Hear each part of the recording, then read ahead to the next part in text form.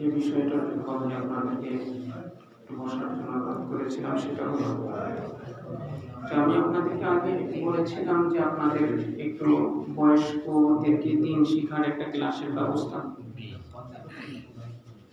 আমাদের আগামী শনিবার থেকে ইনশাআল্লাহ শুরু হয়ে যাবে। তো এই জন্য আমি আপনাদের কাছে অনুরোধ করি সেটা হলো যে পড়বেন যার সুযোগ আছে এবং কি নিয়মতান্ত্রিক করবেন, অর্থাৎ একদিন আনবেন 2 দিন আনবেন না এরকম হলে আমার একটু কষ্ট হবে। এরকম না, অর্থাৎ যারা সপ্তাহে একটা দিন শনিবার থেকে নিয়ে শনিবার সপ্তাহে একদিন সেটা হলো শনিবার, আর সেটা হলো মাগরিব থেকে ঈশা পর্যন্ত আমরা যারা পারি আমরা এখানে অংশগ্রহণ করবো ইনশাআল্লাহ। কারণ একটা বিষয় হলো যে রাসূল কারীম সাল্লাল্লাহু আলাইহি ওয়াসাল্লাম তার একজন জলিলুল কদর সাহাবী আব্দুল্লাহ ইবনে ওমর রাদিয়াল্লাহু তাআলা আনহু হাতটা এরকম ভাবে ধরলেন, ধরার পরে রাসূল কারীম সাল্লাল্লাহু আলাইহি ওয়াসাল্লাম বললেন যে কুন ফিদ দুনিয়া কাআন্নাকা কারীব, হে আমার প্রাণপ্রিয় সাহাবী তুমি দুনিয়াতে বসবাস করো পরদেশীর ন্যায়। একটু কথা না বলি, পরদেশীর ন্যায়। গরিব শব্দের অর্থ এখানে পরদেশী, যেমন আমাদের সন্তানগুলা বিদেশে যায় ও সেখানে পরদেশী হিসেবে বসবাস করে, ওর দিনটা সদা সর্বদা কোথায় থাকে? ওর দেশে থাকে না? দেশে থাকে। ওর দিনটা সদা সর্বদা দেশে থাকে।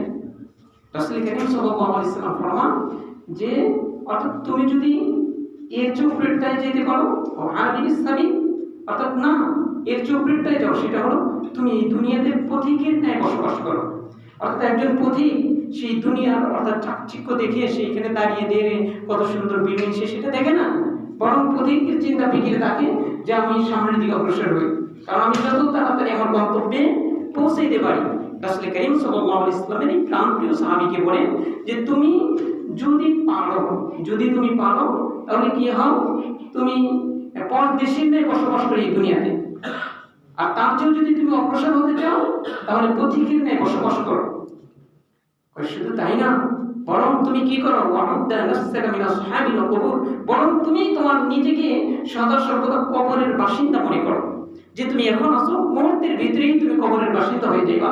দেখবা যে সেই দিন তোমার মা পড়ে থাকবে, মা কান্না করবে, বাবা কান্না করবে, তোমার লাশ ধরবে, তোমার সন্তানগুলো তোমার লাশটা বহন করবে, কিন্তু তোমার সাথে কেউ যাবে না, তোমার সাথে কেউ যাবে না। রাসূল কারীম সাল্লাল্লাহু আলাইহি ওয়াসাল্লাম তাই ফরমান ইদা আসবাহতা ফালা তামতাদিল মাসা, যখন তোমার কি হলো সকাল হলো তুমি চিন্তা ফিকির করো না যে তোমার জীবনে আবার সন্ধ্যা আসবে। ওইদা আমসাইতা ফালা তামতাদিল সাবা, আবার তোমার জীবনে যদি সন্ধ্যা আসে তুমি চিন্তা ফিকির করো না যে তোমার জীবনে আবার সকাল হবে। তুমি যদি এইভাবে চলতে পারো তাইলে হলো তুমি আমার অমর। আর নচেত তোমরা এই দুনিয়ার কীট পতঙ্গের মতো বসবাস করবা, দেখবা যে তোমাদের কীট পতঙ্গগুলোকে যেরকম পাখিরা ধরে ধরে খায়, দেখবা তোমাদের কিভাবে খেয়ে ফেলবে। মেরে ভাব আমাদের অবস্থা কি আজকে? আমাদের অবস্থা কি? রাসূল কারীম সাল্লাল্লাহু আলাইহি ওয়াসাল্লাম তারপরে বলেন ইন্নাল মুহিব্বা লিমান ইউহিব্বু ইউতা, মনে রাখিও তোমার এই দিনে যাকে তুমি ভালোবাসবা এই দিনটা তাকেই তোমার অনুসরণ করবে। তুমি দুনিয়াকে যখন ভালোবাসবা তখন দুনিয়ার বিভিন্ন বিষয়ে তুমি অনুসরণ করতে থাকবা। তাই মেরে বাবু আমি আপনাদেরকে উদাহরণ আহ্বান করি, যার সুযোগ আছে এই মাদ্রাসায় আমরা ভর্তি হয়ে যাব, এবং কি ভর্তি হওয়া এইখানে মনে করি না কিছুই লাগবে না ইনশাআল্লাহ। এইখানে আনুষ্ঠানিক যা খরচ হবে এটা আল্লাহ তাআলা ব্যবস্থা করে দিবেন, আপনাদের কাছ থেকে কোনো কিছু নেওয়া হবে না। তবে শর্ত হলো যে রেগুলার করবেন, একদিন আসবেন পরের সপ্তাহে আসবেন না, তাই মেরে বাবু আমি এটার জন্য ক্ষমা প্রার্থী। এখানে মায়েরা পড়ে পড়াবো 20 জন, সেখানে হয়ে গেছে প্রায় 50 জন। এখন আমার শরীরে কুলায় না, তারপরেও একদিন 2 দিন পর পর এসে কয় আমাকে ঢুকাইতে হবে, অমুকের স্ত্রীকে ঢুকাইতে হবে অমুক। এখন যখন তাদের দিকে তাকাই দেখি যে প্রায় সবাই আমার মহব্বতের মানুষ, না করি কেমনি, কিন্তু তারপরেও বাধ্য হয়ে না করছি। তো যে বাড়ি চেষ্টা করি এই দুনিয়া কারো থাকবে না, সবাই চলে যেতে হবে, তাই যে জায়গায় যাচ্ছি তার একটু সামান তৈরি করার চেষ্টা করি। আর এই যে মুরব্বীদের জন্য দোয়া হবে, আসলে মুরব্বীদের জন্য দোয়া এটা বলতে হবে না, এটা আলহামদুলিল্লাহ মুরব্বীদের জন্য দোয়া এমনি ধীরে ধীরে এসে যায়। তো তারপরেও আমরা কি করব, মুরব্বীদের জন্য দোয়া করব। আবার সবচেয়ে বড় বিষয় হলো সকালবেলায় যে সংবাদটা আমাকে বেশি ব্যথিত করতেছে সেটা হলো যে আমাদের যে মুজাহিদ ভাইয়েরা ফিলিস্তিনে লড়তেছে তাদের বড় একটা অংশ এবং বড় বড় যারা কমান্ডার ছিলেন প্রায় 6 থেকে 7 জন দুনিয়া থেকে চলে শহীদ হয়ে গেছে। আল্লাহ তাআলা এদেরকেও শাহাদাতের উজ্জ্বল মাকাম দান করেন। আর আমাদের পূর্বপুরুষ যারা অন্ধকার কবরে চলে গেছে আল্লাহ তাআলা তাদেরকে যেন মাফ করে যেন আখিরাতটা যেন তাদের সুন্দর হয়ে যায়। আর আমরাও জীবনে যত ভুল করেছি আমরা খাঁটি তওবা করি, আজকে খাঁটি তওবা করি যে আল্লাহ আমাকে মাফ করে দাও, কত ভুল যে করেছি খাঁটি দিলে তওবা করেন, পিছনের ভুলের জন্য যত কুফর শিরক যত বড় গুনাহ হোক আল্লাহ তাআলা মাফ করে দেবে। প্রতি সপ্তাহে একদিন শনিবার মাগরিব থেকে ঈশা। তো তাই এই নামটা যে পড়বেন ওই যে নাম জনি ভাই, তুষার ভাই, আবার ওই যুবক ভাই আতিকরা ওরা আছে, এদের কাছে নামটা লিখে দেবেন ইনশাআল্লাহ। اللهم صل على محمد النبي وعلى آله وسلم تسليما اللهم صل على محمد النبي وعلى آله وسلم تسليما। আমি যে বসি আপনাদেরকে একটু কথা বললাম, কষ্ট কারণ মুরব্বী মানুষ আপনাদের অনেক সময় বসে থাকা আমি বুঝি যে কষ্ট, আমি এটা ঢাকায় দেখছি। اللهم صل على محمد النبي وعلى آله وسلم تسليما الحمد لله رب العالمين والصلاة والسلام على محمد وآله وأصحابه أجمعين।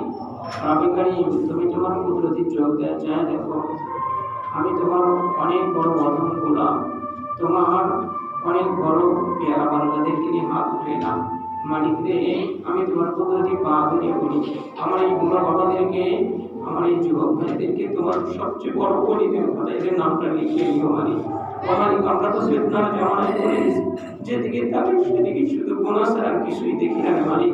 আমি তোমার কুদরতি পা ধরে বলি মালিক, আমি অধমকে সহ আমার এই যে মুসলিম বাবারা যারা আছে ভাইরা, তারা সকলকেই তোমার প্রিয়জনদের ভিতরে অন্তর্ভুক্ত করে নাও বলা। মালিক আমি তো কিছুই জানি না, ওইভাবে কিছু বলতেও পারি না, আবার বলার সমস্যার কারণে আরও বলতে পারি না। মালিক রে, আমার কথার কারণে যদি কোনো ভাই কিংবা কোনো বাবা কষ্ট পেয়ে থাকে মালিক তোমার পক্ষ থেকে তুমি ক্ষমা করে দিও মালিক, কাউকে কষ্ট দেওয়ার জন্য বলি না। মালিক আমি তোমার কুদরতি পা ধরিয়ে বলি, আমাদের আপনজন যারা অন্ধকার কবরে চলে গেছে মালিক তাদেরকে মাফ করে দাও। কয়েকদিন আগেই তো আমার ফুফাকে দাফন করে আসলাম, আর এই সন্তানগুলো পাড়ায় পাড়ায় মাটি দিয়ে চলে গেল। হ্যাঁ, সে তো পড়ে কবরে অন্ধকার কবরে শুয়ে আছে, কে তাকে আর দেখবে? মালিক তুমি সবচেয়ে আপন, মালিক আমরা কিছুই করতে পারি নাই। আল্লাহ আমার ফুফা জানকেও মালিক তুমি কবরের জিন্দগিতে শান্তি মহান করে দাও। আল্লাহ আমরা যারা হাত উঠাইছি আমাদের আপনজন সকলকে আল্লাহ তুমি মাফ করে দাও। আল্লাহ যারা জীবিত আছে আল্লাহ আমাদের সকলকে তোমাকে চেনার মতো তৌফিক দিয়ে দাও। আল্লাহ তোমাকে আপন করার মতো এরকম একটা দিন দিয়ে দাও মালিক। আল্লাহ বিশেষ করে মালিক ফিলিস্তিনের জমিনে, আল্লাহ কাশ্মীরের জমিনে, আর যে জায়গায় মালিক আমাদের মুসলিম ভাইয়েরা মুজাহিদরা লড়তেছে আল্লাহ তাদেরকে তুমি তোমার গায়েবী মদদ তুমি নসিব করো, গায়েবী সাহায্য তুমি নসিব করো আল্লাহ, গায়েবী সাহায্য তুমি নসিব করো আল্লাহ। আমাদের মসজিদে কোরআন শিক্ষার একটা ক্লাসের ব্যবস্থা করা হচ্ছে আল্লাহ, সকলকে স্বতঃস্ফূর্তভাবে এই ক্লাসে অংশগ্রহণ করে আল্লাহ তোমার খাঁটি তালিবুল ইলমদের ভিতরে অন্তর্ভুক্ত হওয়ার তৌফিক দিয়ে দিও মালিক। সাল্লাল্লাহু তাআলা আলা খায়রি খালকিহি মুহাম্মাদি ওয়া আলিহি ওয়া আসহাবিহি আজমাইন আমিন বিরহমাতিকা ইয়া আরহাম।